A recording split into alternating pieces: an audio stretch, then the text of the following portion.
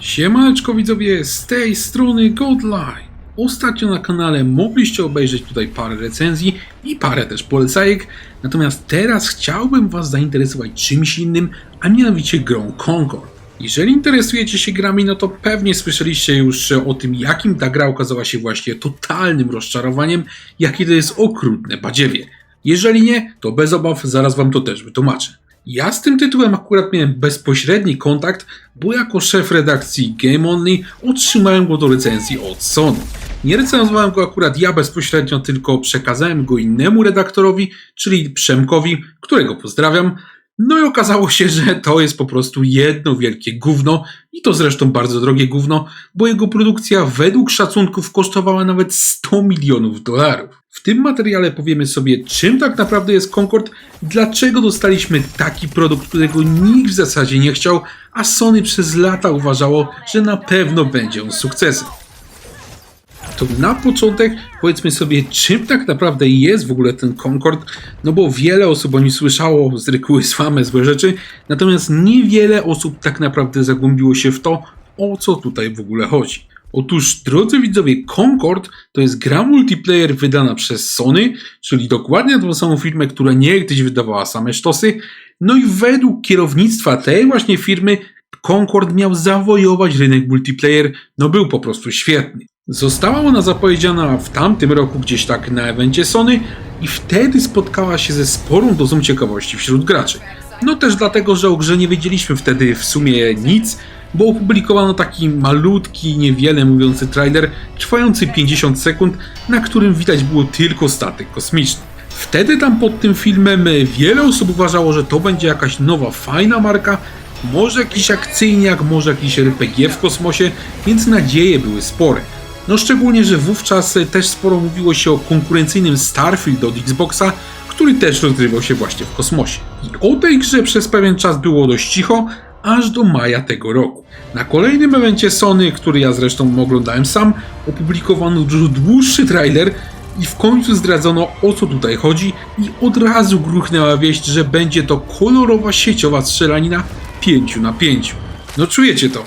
Poprzednio tysiące ludzi pod trailerem pisali, że chcą jakiejś fajnej opowieści od Sony w kosmosie, że oczekują jakiejś gry RPG, że będzie kosmos do eksploracji i tak dalej, a dostali sieciową strzelankę, jakich na rynku jest na pełno.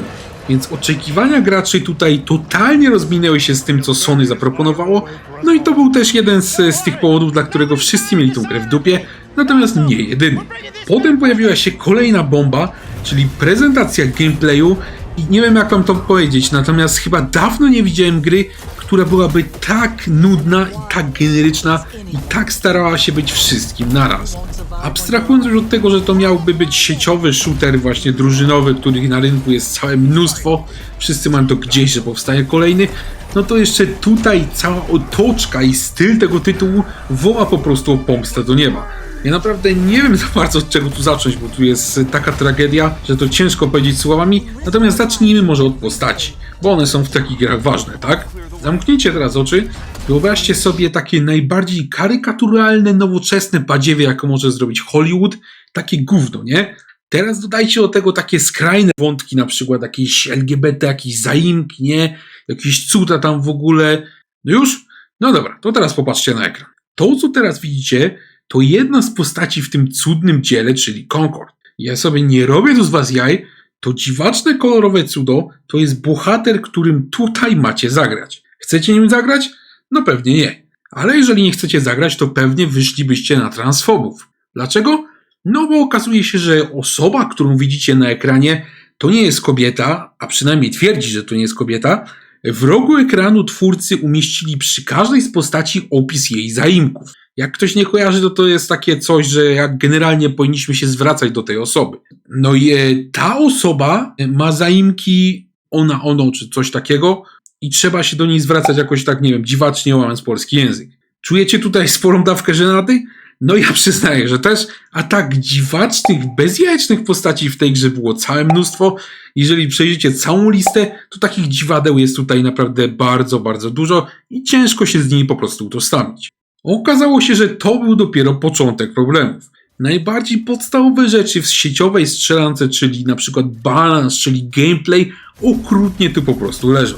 Nasz recenzent na Game Only wskazywał, że są na przykład ogromne problemy z balansem, mnóstwo postaci jest silniejszych od innych, no co w takiej grze nie ma prawa bytu. Do tego dochodziła też kwestia gunplayu, był bardzo przeciętny, z broni strzelało się słabo, w ogóle nie było czuć ich siły. Rzekłbym, że nawet ten Call of Duty Classic sprzed kilkudziesięciu lat, który my ostatnio pokazywaliśmy sobie na kanale, ma ten gunplay dużo lepszy. Graficznie też ta gra nie była jakoś specjalnie piękna. Jedyne, co tu tak naprawdę przykuwało uwagę, to były animacje, one były wykonane bardzo dobrze, a reszta już nie za bardzo. Mapy cienkie, sama gra też błyskawicznie się nudziła. Jedyne, co mogliśmy odblokować dla tych postaci, to były kolejne skórki. I wiecie, jakie to były skórki? Najczęściej to były po prostu inne kolory tej samej postaci, nawet nie zmieniało to ubioru. Największym problemem tego tytułu, oprócz właśnie beznadziejnego wykonania, jest też totalny brak duszy. Ta gra, tak jak widzicie, ona próbuje być wszystkim naraz. Ona próbuje być takim Overwatchem, takim Valorantem, takim, nie wiem, CS-em. Próbuje być wszystkim dla każdego. Stąd takie właśnie bzdety, jak na przykład zaimki, jakieś kolorowe stylistyki. Tą grę ktoś stworzył dla wszystkich i ona jednocześnie jest tak naprawdę dla nikogo. Zresztą idealnie to widać, bo ten tytuł na premierę zainteresował nawet nie 700 osób na Steamie. Czujecie to? Gra multiplayer nie zainteresowała nawet 700 osób, także to zainteresowanie jest po prostu tragiczne, a i zresztą nasz recenzent mówił podczas recenzji tego tytułu, że już ma problemy ze znalezieniem kompanów do gry, więc Concord pewnie szybko umrze. Ale wiecie, co w tym jednak wszystkim jest zabawne? Zobaczcie, ktoś przez całe lata w Sony musiał to przykrypywać, tak? On musiał uważać, że ten Concord, którego on tam gdzieś zobaczył, jest super sztos, że to przyciągnie miliony graczy do konsoli, dawał na to hajs, musiał cały czas przyklepywać tego krapa i twierdzić, że to jest super. Jak to się do cholery w ogóle stało? Otóż w Sony był taki koleś, który nazywał się Jim Ryan. Jeżeli jesteście fanami marki, to pewnie go kojarzycie, natomiast jeżeli nie kojarzycie, no to tak wam powiem, że niewiele straciliście. Otóż facet sławił się tym, że zrobił w Sony taki bałagan, że do dziś odczuwamy skutki jego decyzji. To wątpliwej jakości gówno, czyli właśnie Concord, jest m.in. jednym z jego oczek w głowie. Pozostałe też zresztą skończyły dość marnie, bo był to m.in. anulowany The Last of Us Factions oraz idiotyczny pomysł wydawania tzw. cross-genów, czyli gier na dwie generacje, które i tak na tej starej generacji niespecjalnie się sprzedawały, także to był kolejny bezsensowny pomysł. I ten facet był kompletnie niezorientowany, czego chcą gracze. On dążył do klepania tych tytułów sieciowych live service, bo gdzieś tam znalazł, że z tego jest duża kasa. Natomiast nie pomyślał, że fani Sony takich gier w ogóle nie chcą. Pewnie zauważyliście też, że ja powiedziałem, że w tej firmie on był. On już nie pracuje, bo go wywalili. On zresztą sam powiedział, że niby odchodzi z honorami z tej firmy, natomiast chyba mało kto uważa, że naprawdę odszedł z własnej woli i generalnie już tam nie pracuje. Natomiast po co ja wam to mówię? Otóż wyobraźcie sobie, że takich właśnie Jimów Ryanów jest całkiem sporo w różnych innych firmach. W Ubisoftie, w Microsoftie, w Electronic Arts i tak dalej. To są takie krawaty bez żadnego pojęcia o tym, czego by chcieli ich fani. Gdzieś tam przeczytali, że taki Fortnite czy jakiś Apex Legends, czyli takie sieciowe live service, one biją rekordy popularności, no i od razu zdecydowali, że koniecznie trzeba zrobić taki sam produkt, bo będzie z tego gruby hajs. No i okazało się, że jednak nie ma z tego hajsu, bo żeby taką grę dobrze zrobić, to trzeba mieć przede wszystkim dobry pomysł, ciekawe postacie, no i sporą społeczność, która takiej gry mogłaby chcieć. Pamiętacie, jak ja powiedziałem, że ta gra jest dla wszystkich i dla nikogo? No moim zdaniem tutaj deweloperzy właśnie chcieli sprawić, żeby ten tytuł był dla każdego właśnie, dla największej liczby graczy. Wyszła z tego taka kolorowa papka, która w sumie nikogo nie obchodziła. Także deweloperzy pomysł na tę grę spieprzyli po całości, natomiast ktoś to też musiał przyklepać i on to spieprzył jeszcze bardziej. Dlaczego więc takie gry w ogóle powstają, tak?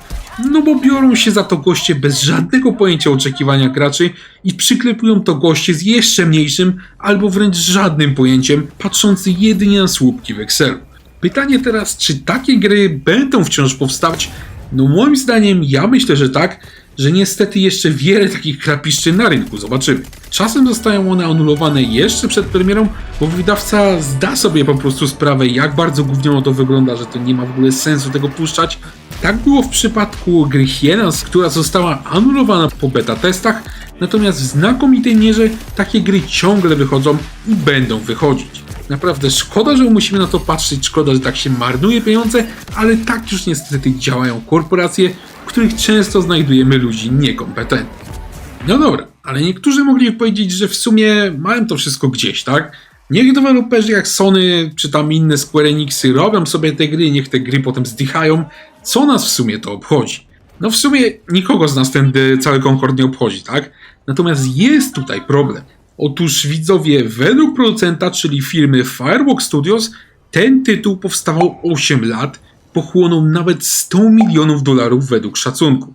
Nawet jeżeli mamy w dupie tego Concorda całkowicie, do czego zresztą zachęcam, to jest to też utracona szansa na stworzenie innych gier albo remaster starszych tytułów. To jest kompletnie wtopiona kasa i zmarnowany czas. Zamiast tego gówna mogliśmy dostać na przykład remastery 3 części Killzone. Jeżeli oglądacie moje filmy, to wiecie pewnie, że ja często tych gier nawiązuję. To nadal są znakomite tytuły, które niestety ciągle kiszą się na PS3, a Sony ma to gdzieś. Nie lubicie Killzona? No to moglibyśmy dostać na przykład port Astrobota Rescue Mission z PlayStation VR 1. To też była znakomita gra, była naprawdę ładna graficznie, była pomysłowa, grało się w to genialnie, ale grać w nią już praktycznie nie można, bo wymaga tych przestarzałych starych gogli PSVR 1, a na nowych nie działa. Dlaczego nie działa? No bo Sony nie chciało się zrobić portu tej gry. Tutaj było naprawdę dużo możliwości. Za ten hajs wydany na to krapiszcze można było wzmocnić naprawdę mocno całą markę PlayStation. Bardzo mnie boli, że taką szansę zmarnowano, a te pieniądze zostały wyrzucone w błoto. Może was dziwię, ale moim zdaniem takie gry jak Concord, właśnie takie krapiszcza, których nikt nie chce, mimo że my ich też nie chcemy, to i tak są dla nas dużym problemem, dla nas wszystkich. Może ta gra nas totalnie nie obchodzić, natomiast fakt, że ona wyszła, że jakiś czas ją tworzono, że zmarnowano ją kasę, to ma wpływ na całą branżę i na to, co się w niej pojawia. I tym bardziej ta sytuacja jest właśnie smutna. Dajcie proszę znać w komentarzach, czy się ze mną zgadzacie i czy ta sprawa z Concordem również was wkurza. Czekam na wasze odpowiedzi i zawsze chętnie z wami pogadam. Dziękuję wam bardzo za obejrzenie tego filmu. Jeżeli on się wam podobał, to zapraszam was serdecznie do obserwowania kanału, bo takie filmy będą się na nim pojawiać regularnie. Gorąco dziękuję też wszystkim wspierającym kanał. Jestem wam bardzo wdzięczny za okazaną pomoc. Dzięki właśnie waszemu wsparciu przygotowywane filmy na kanale mogą być jeszcze lepsze. Także dzięki panowie, pozdrawiam i trzymajcie się.